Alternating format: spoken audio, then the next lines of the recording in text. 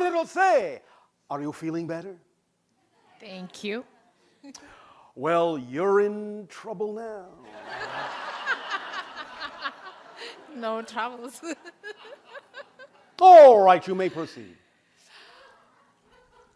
First of all, thank you for this experience. Oh, thank you for the co-creation. My question is Speak about. up, speak up. My question is about acting on our highest excitement. You always mention that. What a coincidence. We talk a lot about that. But how about sometimes I push myself to meditate, to go to the gym, to study, but after that I feel really good. All right, stop. When you look at the idea of acting on something that contains more excitement than something else, but you find that you have to push yourself to do it, it may be because of one of two things, generally. Can be other things, but one of two major things generally. Number one, it may not necessarily be representative of your excitement, or you may be coloring the way you go about it to make the way you go about it seem not exciting when you could be going about it in a more exciting way. That is part of the overall excitement instead of just looking at it as a means to an end. Is this making sense? In other words, you have to have the ability to discern what is really representative of excitement and what is not, or what you may be making look like it's excitement that's not, or what may be not your excitement that is, that you're making look like it's not your excitement. Many things in your belief system can color the way you look at the way you go about doing things. And if you have a different definition, a different belief about a process that is different than the thing itself, and you're not seeing the whole thing, the process and the thing, as one thing, then you will separate those things out and saying, well, the thing itself is exciting when I do it, but getting myself to do it is difficult. Well, that means you're making a segregation between the idea of doing it and getting to do it, when it's actually one thing. If it was something you were really excited about and doing it in the most exciting way you can imagine, nothing would stop you. There'd be no hesitation, and there would be no difficulty. Is this making sense? Usually fun things come, easily. You just don't have to push yourself. Exactly, and that means then you're in alignment with not only the thing itself, but all the ways in which you allow yourself to arrive at the doing of that thing, which are actually all part of doing that thing. This is why we say when you act on your excitement, it's very important, not just the thing itself, but how you do it, where you do it, with whom you do it. All the components have to be in alignment with the excitement, or it's not really a holistic definition of the thing that excites you the most. Do you understand? Yes, makes sense. So because you have to push yourself to do things, that only means that either you are coloring the way you're going about it, and there could be a more exciting way you could go about getting to that and doing that thing, and you have different kinds of ideas about what getting to do it means, or it's really not necessarily something that excites you at that moment, and you're forcing yourself to do it when you could be doing something more exciting. How to distinguish? Well, as I said, it takes honesty. It takes real self-evaluation. You have to be honest as to whether or not you're actually coloring it. But it comes with a simple question. Again, what would I have to believe is true relative to this experience about myself that makes me feel what I feel? Where's the resistance coming from? What is it I'm actually resisting? Resistance is usually the product of fear. So even though a thing may excite you, there may be something you're attaching to that thing, some belief, some definition, that for some reason dampens the excitement, and dampens the excitement in certain aspects that are connected to it. So you have to look at it holistically. So let's ask these questions to be more specific. You have used the idea of meditation as an example. Yes? Yes. When you're doing the meditation, are you excited about doing it? Yes or no? Yes, during and after especially, I All feel right. very good. So the question would be, what's different in your definition between doing it and after you do it to getting to do it?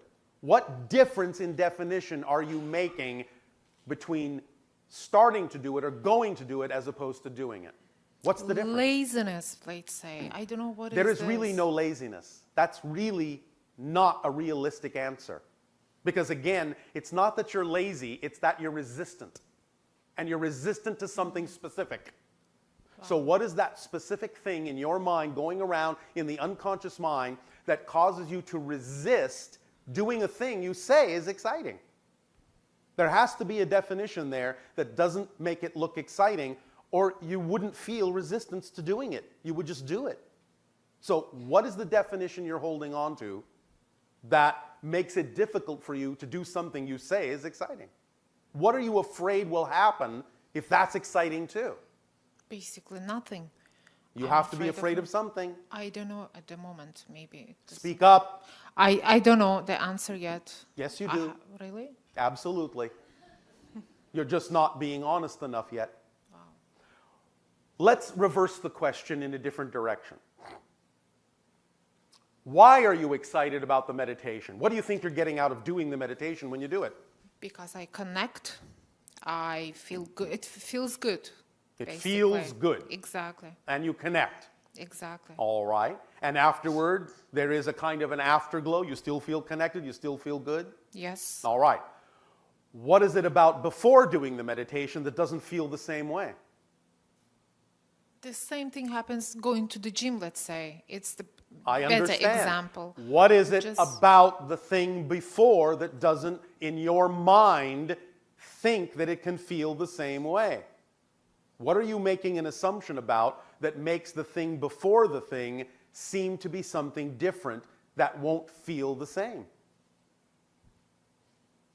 Wow. Can you be specific about what it is you don't enjoy about getting to do it as opposed to doing it? Maybe I push myself a lot. Push yourself. For doing things in the right way, right time. All right. And so you are tired of pushing yourself. You resent yourself for pushing yourself. Therefore, you argue with yourself and resist yourself because you think you have to push yourself to do something exciting. But that's a contradiction. If it's really exciting, you wouldn't have to push yourself.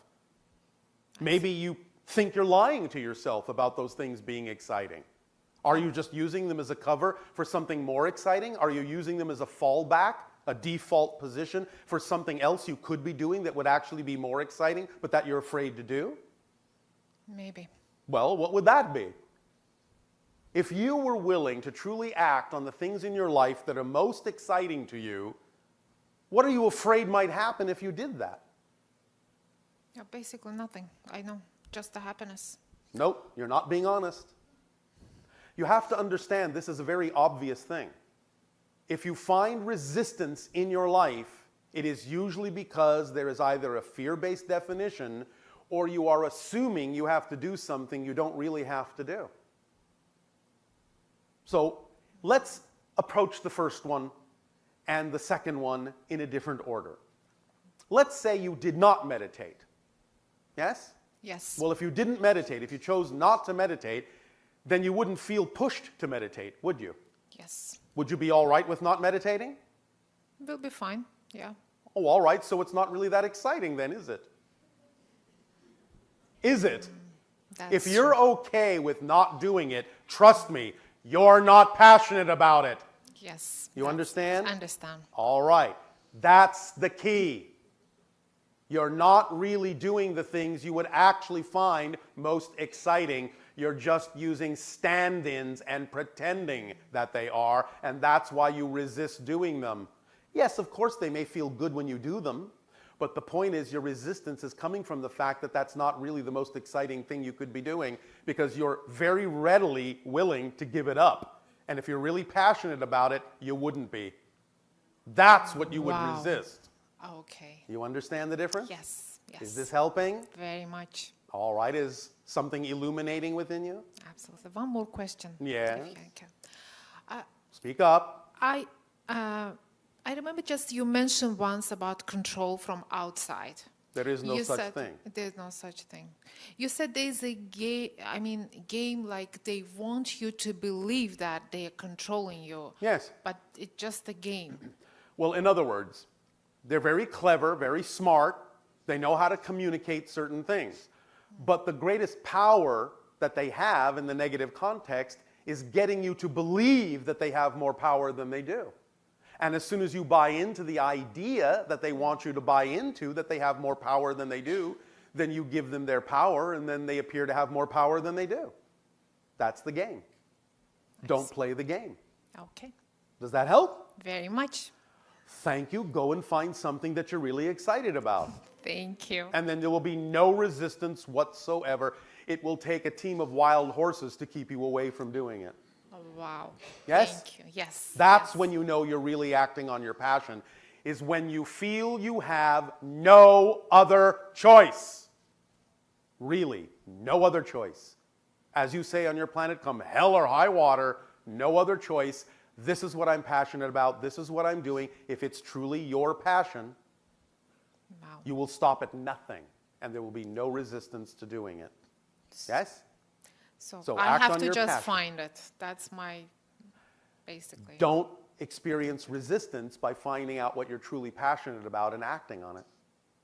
Because the things that you're acting on may feel good, but they're obviously not really that much of an experience about passion, or you would have no resistance to them at all. All right? All right. All right. Thank you. Thank you.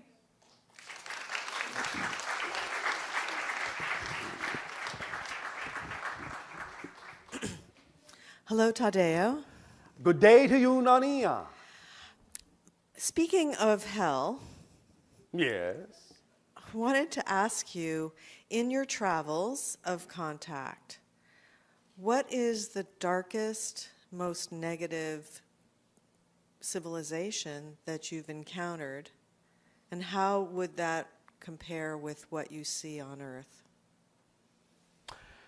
If you wish any kind of a comparison at all, it would be the idea of a civilization that doesn't know that there is any other option other than what it is experiencing that allows it to feel completely and utterly hopeless and despairing.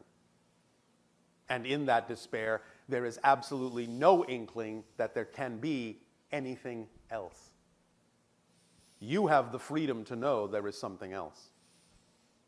Yes? Yes.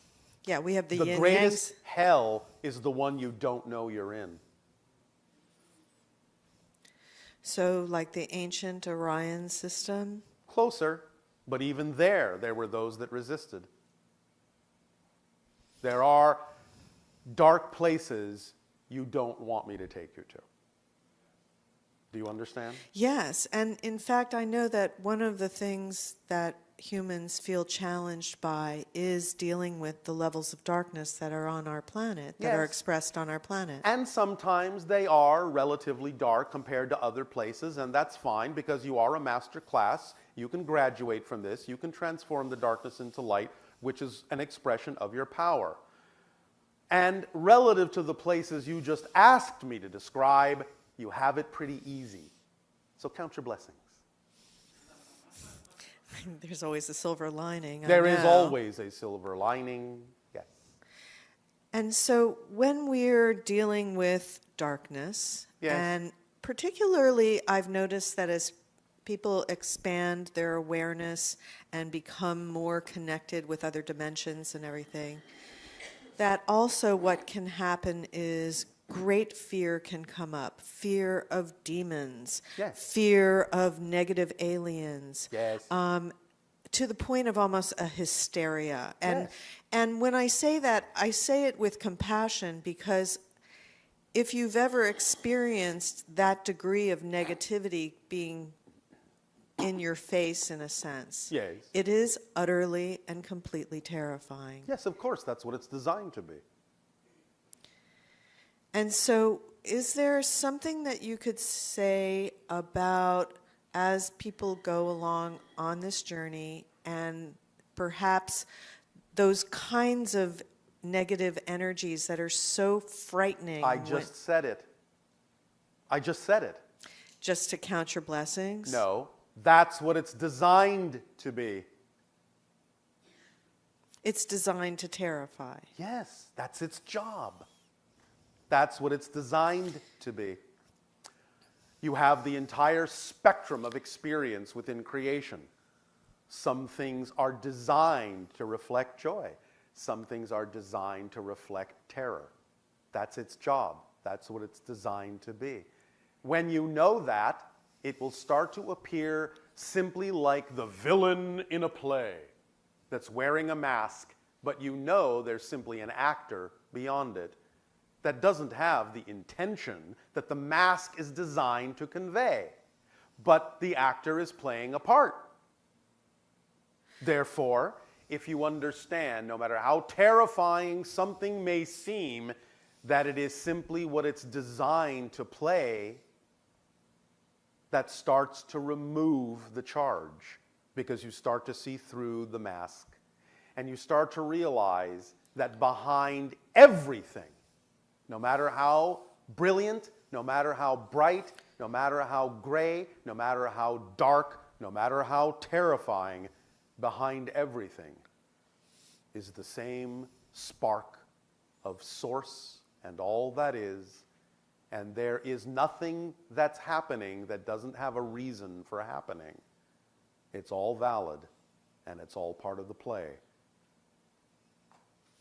And with Star Wars, I'm remembering that scene where Luke Skywalker goes into the swamp to face his fear. This seems to be some sort of a rite of passage, or it's called your dark night of the soul.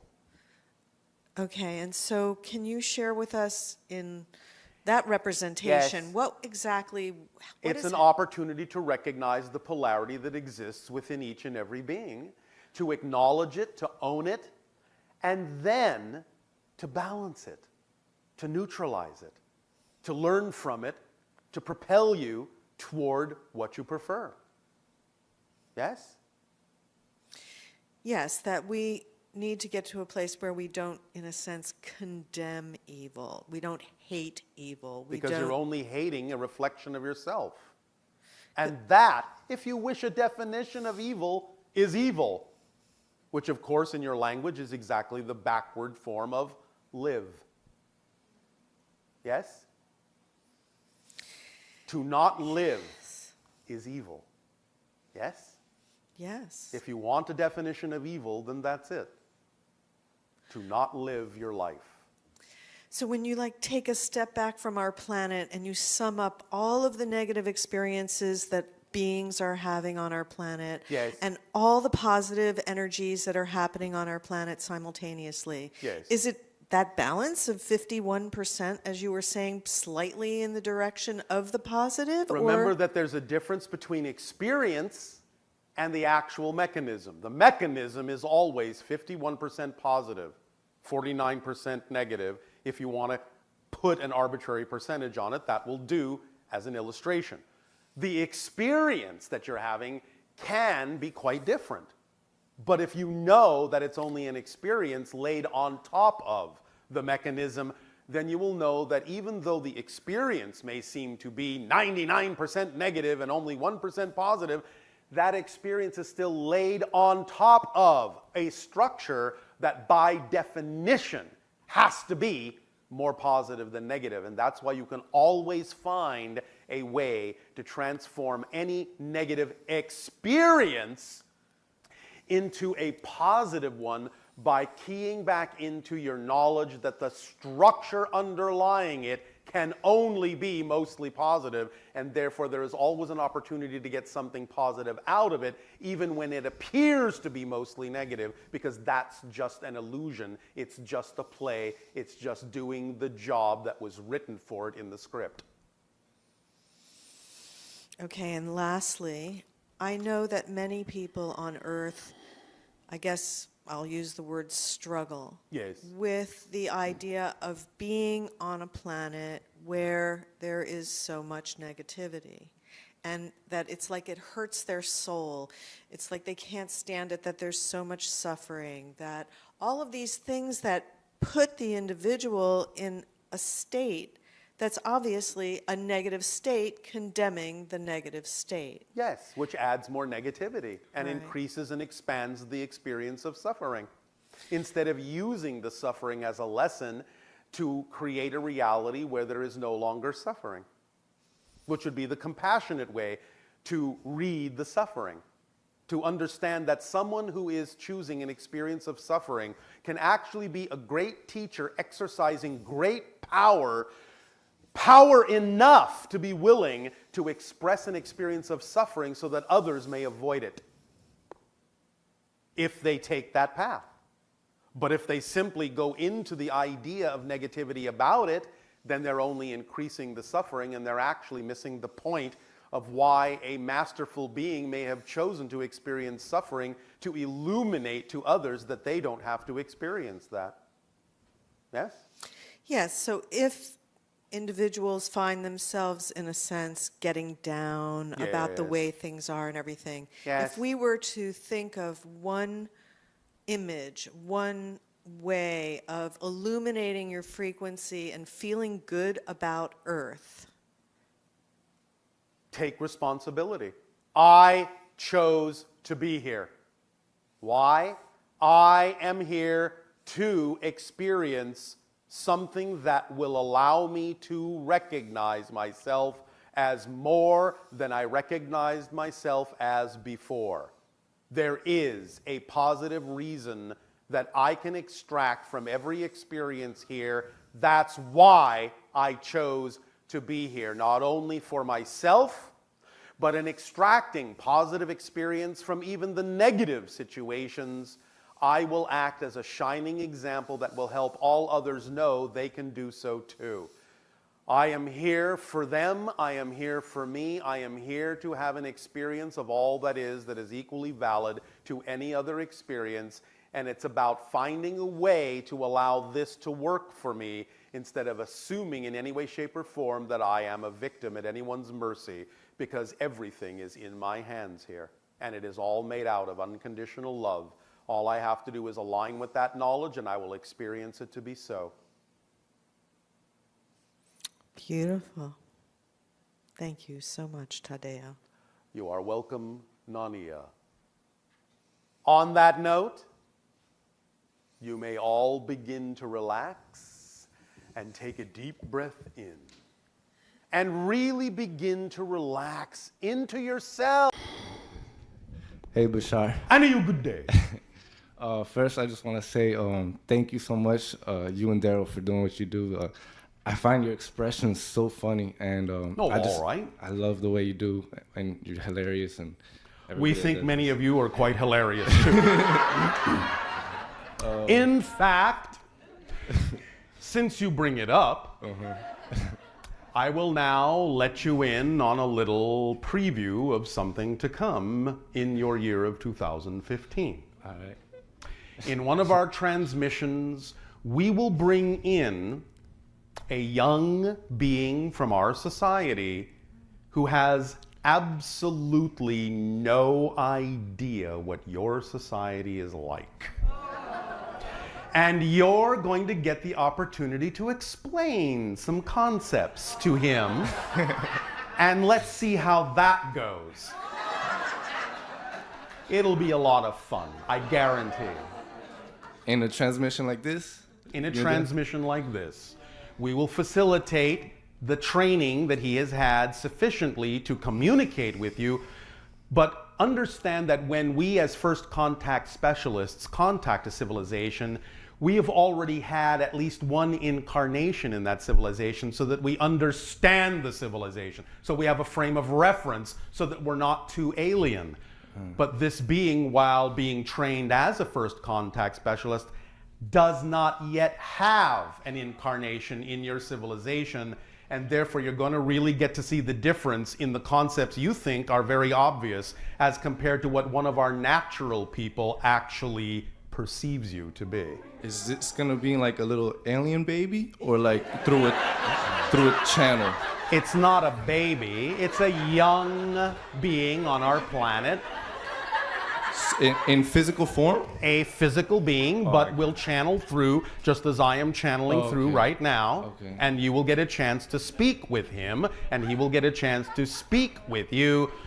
But we are going to find this exchange quite amusing. Awesome. Is that going to be through Darryl or another channel? Yes. Cool. Okay. Through this channel. Okay. Cool. It'll be announced. Don't worry. Now, would you like to continue? Yes. When okay, so follow your excitement. I love the concept. Follow your excitement to the best of your ability with zero insistence on the outcome. Many of you forget that third part quite conveniently. That's the whole formula. That's the formula that opens excitement up as the complete kit. No resistance. All right? What if you feel like you have to do something? Such as, for example? Okay, I guess I'll use my life specific. Like, well, thank you. That would probably be best. Since that's the life you're living. Yeah. So this one guy, right? So with my life, if let's say I'm having trouble figuring out exactly, like I find many things excite me, but I don't. That's all right. There can be many different expressions of your excitement. That's all right. That's why you just need to follow the thread. The thread of what excites you at any given moment that you have the greatest ability to take action on is the thing to do at that moment, knowing that it's all connected and will lead you to any other expression of your excitement that needs to be expressed in your life. But so it's all right. But then I find it so easy to get like off that thread. And then I get. Why? Off what thread? If you're following the thread, how can you be off it? Because let's say I'm with like a group of people or family or something, and I feel like maybe I'm like, I really want to do that. And do what? Do something totally different, like run off, like I gotta go do that. And all right, and that's I don't want fine. to. But then I feel that pressure. If it is actually truly representative of your excitement, then that's the thing to do. However, we also remind you that many people on your planet confuse anxiety with excitement. And that's why we initially said in the other conversation, you have to first be honest about whether or not what you say you're actually excited about is actually a definition of excitement, because it may not be. You may be in denial about things and wanting to go this way and go that way because there's something else you don't want to look at within yourself, and then calling it excitement so you have an excuse to go do something else and not pay attention to what you really need to process. You have to decide whether that's what's happening or whether it is truly representative of your highest excitement. And also ask yourself, why, if you have a real definition of excitement, a true definition of excitement, which, by the way, in the complete kit is also the organizing principle of your life. Remember that? As one of the tools in the kit. So if that is one of the tools in the kit, the organizing principle that allows synchronicity to bring you what you need exactly when you need it, in the order you need it, why would you create a definition of excitement that piled those things on top of each other so quickly that you couldn't finish one or two of them?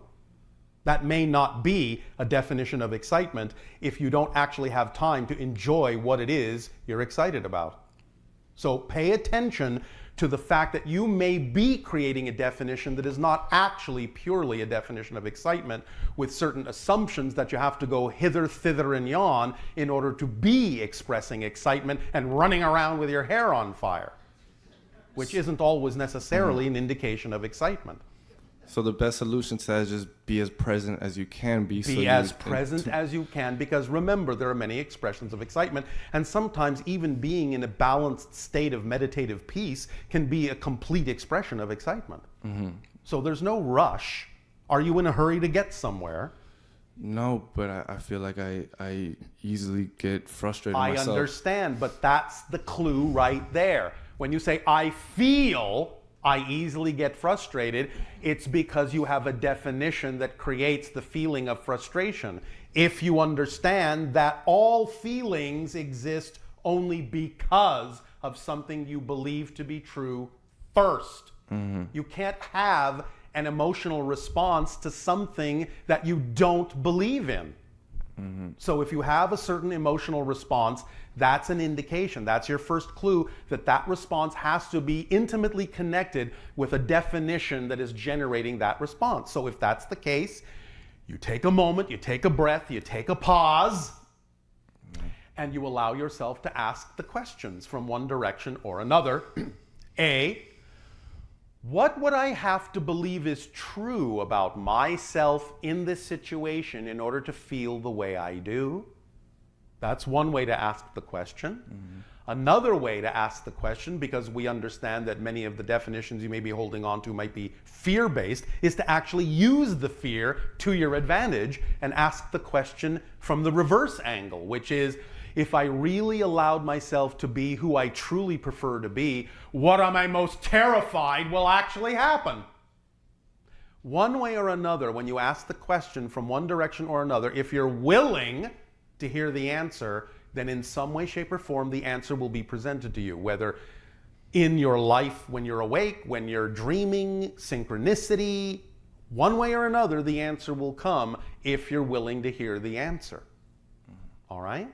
Yes. So anytime you have a feeling that you feel uncomfortable with, stop and ask the question, what would I have to believe is true about myself in order to feel this way in this circumstance?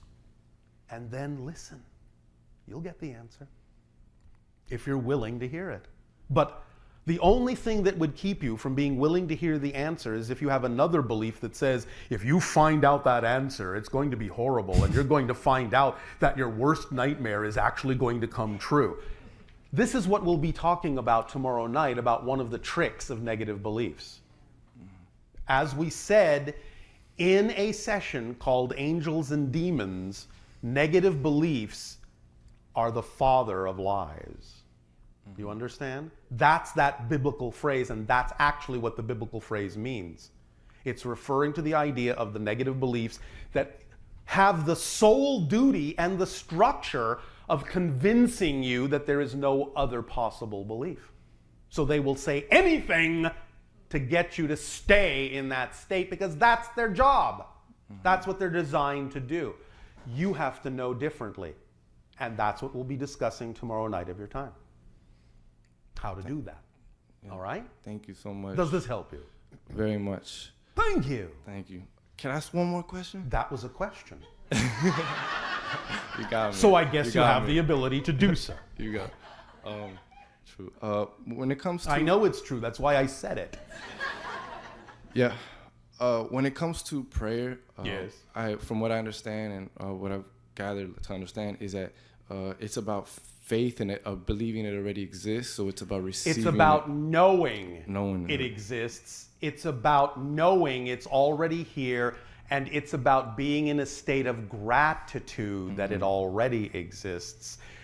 You have to pray as if it's already a done deal, not for something you want, because then that keeps it out there in the wanting state.